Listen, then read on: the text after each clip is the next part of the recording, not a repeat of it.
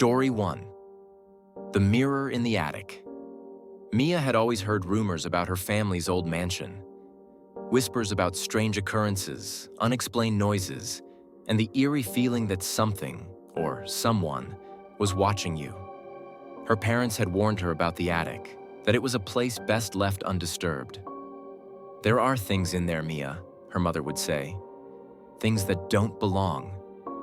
Mia, though, was never one to believe in ghost stories or family superstitions. When her parents decided to take a short vacation, leaving her alone in the house, she saw it as the perfect opportunity to explore and make the place her own. The attic door was old and creaky, just like the house itself. She could feel the weight of the years pressing down on the wooden planks beneath her feet as she ascended the narrow stairs. The air in the attic was thick with dust, and the musty smell clung to the walls. The room was filled with old trunks, old furniture covered with white sheets, and stacks of forgotten boxes. But what caught Mia's eye was the large antique mirror leaning against the far wall. It was an odd mirror, framed with intricate carvings of vines and flowers that looked almost too real. Mia couldn't help but admire its craftsmanship. As she wiped the grime off the glass, her reflection stared back at her. But something was wrong. The reflection was distorted. The edges of her image wavered, as if the glass were alive. Curious, Mia stepped closer, her breath fogging up the glass. And then she saw it. Behind her, in the reflection, there was a figure. A tall man, with dark eyes and a twisted, unsettling smile, standing just a few feet away. His face was pale, gaunt, with features that seemed too sharp to be human. His clothes were old-fashioned, too old-fashioned for the modern world. Mia turned quickly, expecting to see someone standing behind her, but the attic was empty. She froze, staring at the empty space in front of her. The figure in the mirror, however, hadn't disappeared. It was still there, standing right behind her, just as it had been a moment ago. But now, the man in the reflection was closer, almost touching her shoulder. His hands pressed against the glass, as if trying to push through. Panic surged through Mia. She backed away from the mirror, her heart racing. She quickly turned and ran down the stairs, but when she glanced back, she saw the reflection of the man in the mirror. He was no longer standing behind her. He was following her, walking down the stairs with her, his eyes locked onto hers. Over the next few days, Mia tried to ignore the mirror, but it felt impossible. Every time she passed the attic, she could feel a pull, a compulsion to go up there and look into it. But she resisted, telling herself it was just a figment of her imagination. However, the next morning, as she walked into the kitchen, something caught her eye. The mirror. It wasn't in the attic anymore. It was standing against the wall in the living room, just beside the front door. The figure was no longer in the reflection, but she could feel his presence, like he was watching her. She tried to leave the house, but the door wouldn't open. The lock had jammed, and no matter how hard she tried to turn the handle, it wouldn't budge. It was as if the house was holding her there, keeping her inside with the mirror and its cursed reflection. That night, Mia heard footsteps upstairs. The house creaked, the floors groaned, as if something or someone was walking through the halls.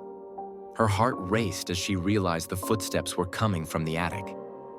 She grabbed a flashlight and headed up the stairs, determined to face whatever haunted her. When she opened the attic door, the mirror was standing there, glowing faintly in the dark.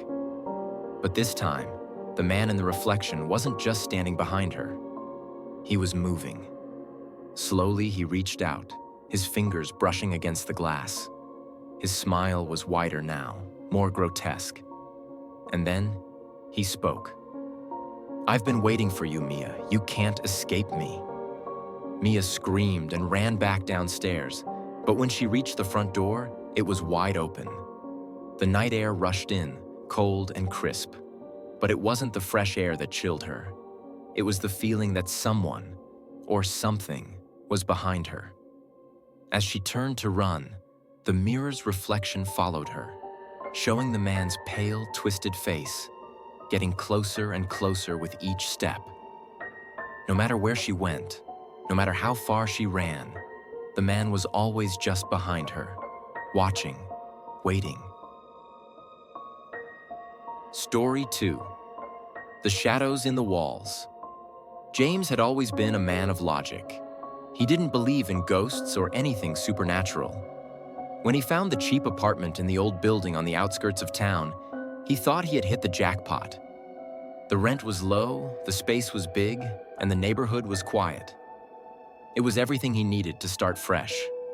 At first, everything seemed perfect. The apartment was old, sure, but it had charm. The floors creaked with every step, and the wallpaper was faded, but it felt cozy in its own way. He didn't mind the age of the building. It gave it character. But it wasn't long before things started to feel off. It began with the noises. At first, they were subtle. The soft scurrying of something in the walls. It could have been mice, he thought, or maybe the old pipes rattling. But the more he listened, the more unnerving it became. The sounds grew louder, more deliberate. It was as if something was moving behind the walls, something that wasn't supposed to be there. The scratching, the tapping, the thumping, it all happened at night. Every night. James tried to ignore it at first, telling himself it was just the house settling or the wind shifting the old boards. But the noises persisted, growing more frequent and more intense. Sometimes they seemed to come from right above his bed, and other times they were right behind the walls of his living room. One night, after a particularly loud bang, James couldn't take it anymore. Armed with a flashlight, he went to the crawl space under the apartment, hoping to find some rational explanation for the sounds. The crawl space was narrow and claustrophobic, the air thick with dust. But as James moved deeper into the space, the scratching sounds grew louder. Suddenly, the light flickered. James froze, listening to the silence. Then, from the dark corners of the crawlspace, he saw them. Shadows. Long, twisted shadows that moved unnaturally, sliding across the walls and the floor. They didn't belong to anything. No objects, no figures. They were just there. And they moved like they had a mind of their own, creeping closer to him with every second. The walls seemed to pulse with a dark energy, as though the shadows were alive, feeding off the space around them. James stumbled back, his breath quickening. He turned to run, but something grabbed him from behind. It wasn't a hand, but something much worse. Something cold, something that seemed to slither around his body. He felt it tightening around his chest, dragging him deeper into the shadows. He screamed, but the sound was swallowed up by the walls. The next morning, James's neighbors found the apartment empty. No signs of a struggle, no traces of what had happened. Just an empty, cold room with the sound of scratching coming from the walls. And every time someone new moves into the building, the scratching begins again. The phone call that never ended. Ella had always been a night owl, so when she landed her first office job right after graduation, working the late shift seemed like a natural fit. The office was quiet, tucked away in an old building on the outskirts of town, and the work itself was relatively easy. It wasn't a dream job, but it was a job. The hours were long, the pay was decent, and it offered the solitude she craved. The building, however, had a reputation for being eerie. The employees often joked about the strange noises that came from the empty floors at night. Footsteps in the halls, faint whispers, doors creaking open when no one was around. Ella chalked it up to the building's age, but there was always something a little off about the place. The office was on the top floor, and the windows looked out over the city, the skyline gleaming in the distance. Ella found the view soothing, especially during her late shifts when the city lights created a kind of isolation that made her feel disconnected from the world. There were few people around after hours, just the occasional colleague staying late or working in another room. The isolation was peaceful, allowing Ella to focus and work without distractions. But one night, everything changed. It was well past midnight when the phone rang. At first, Ella didn't think much of it.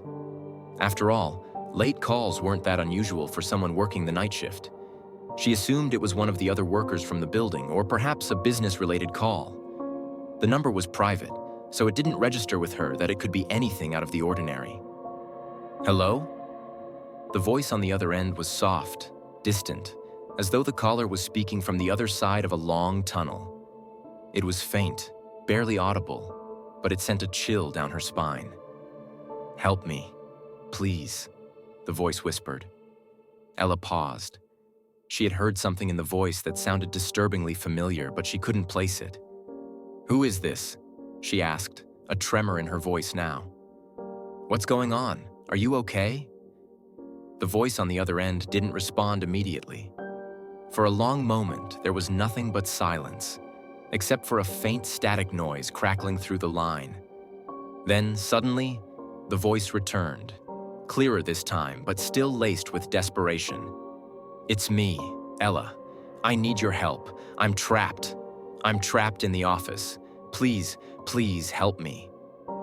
Ella's breath caught in her throat. The voice sounded so familiar, yet she couldn't figure out who it was.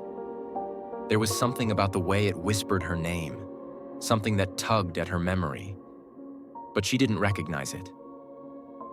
I'm right here, Ella, right behind you," the voice continued. A cold shiver ran down her spine. She spun around in her chair, her eyes darting around the office. The lights were flickering slightly, casting eerie shadows across the room. The office was still, silent. No one was there. Ella's heart began to race. She stood up and paced the room, the phone still clutched in her hand. "Who is this?" she asked again, her voice trembling with a mix of fear and confusion. "Where are you? There's no one here." The voice on the other end seemed to grow fainter, as if it was moving further away, but it still carried that eerie, familiar quality that sent dread creeping into her veins. "You don't remember me, do you?" the voice said. "I'm always with you, Ella. Always behind you." Ella's mind was spinning now. She could hear her own heartbeat pounding in her ears. She had to hang up. She had to get out of there. But before she could make the decision, the phone line went silent. The absence of sound made the hairs on her neck stand up. Her body was frozen, her legs unwilling to move. Her eyes darted to the office door. Everything around her felt wrong, as though she wasn't alone. The very air felt thicker, heavier, as if someone was watching her. She dropped the phone onto her desk, her hands shaking as she gripped the edge of her desk. Then she heard it. A soft, almost imperceptible whisper from behind her. "It's me, Ella. I'm right behind you." Ella's breath caught in her throat. She spun around again, her eyes searching the office, but there was no one there. The room was empty, still, silent. She couldn't breathe. The walls felt like they were closing in on her. Ella's fingers trembled as she slowly reached for the phone, picking it back up with a mix of dread and curiosity. She pressed it to her ear, her hand slick with sweat. "Hello?" she said, barely able to hear herself over the sound of her rapid breathing. This time the voice wasn't soft, it was loud, a whisper that sounded almost like a scream echoing in her mind. "I'm behind you, Ella. You're not alone. You never were." Suddenly, she felt it, a presence behind her. Cold air brushed against her neck, as if someone had just stepped into the room. A figure was there, but when she turned, there was nothing. Only the shadows. Only the empty room. Her hand shook uncontrollably, but she knew she had to leave. She had to get out. Desperately, Ella pulled at the door again, but it still wouldn't budge. She was trapped. Trapped in the office, trapped in the building, trapped by the voice that was always behind her. And that was when she realized. The voice had never been a stranger. It was her own voice. The voice that had been with her always. She slammed her fist against the door, trying to break it open, but her efforts were in vain. The phone rang again. She knew it would. It always did. The voice on the other end whispered softly, "You're mine, Ella. Forever." The darkness had already swallowed her whole. And now, every night when the phone rings, Ella answers, and she knows that the voice on the other end is always behind her. Please, don't forget to like and subscribe. And remember, the darkness is always surrounding us, just waiting for a chance. Thanks for watched. See you next story.